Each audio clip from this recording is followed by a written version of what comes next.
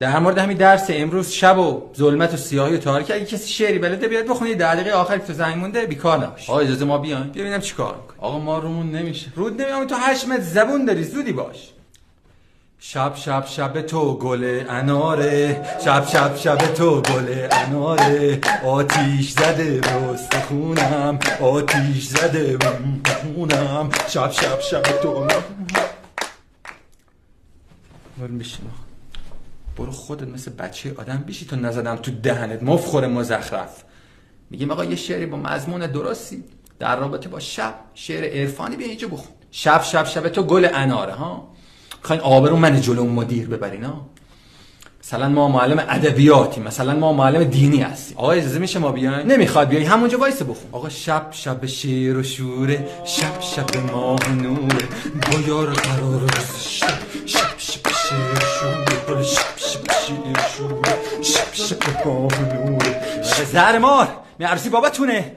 شب شب شش خاک تو سرتون بدبخت. همین فقط آهنگای غیر مجاز لس آنجلسی بلدین. ما همه شعر پر مفهوم داریم در مورد شب. این همه شاعر بزرگ داریم.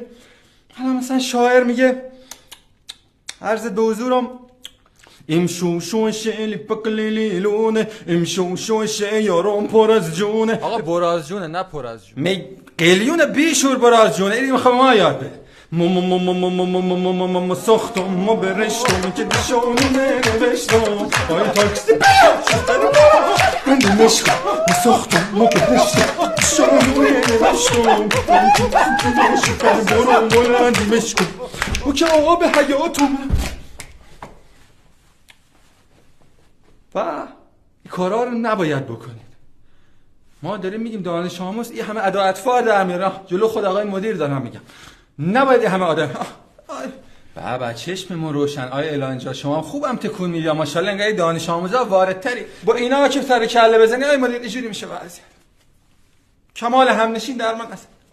من واقعا شرمندم، ولی حیف این همه استعداد به چی راهنگ بی مغز نامفهوم. بذار روی شعر خود میگه شب تو شب منه، شب شب عاشق شدنه، بیا برقصیم که شب شب شب عاشق شدنه، شب تو شب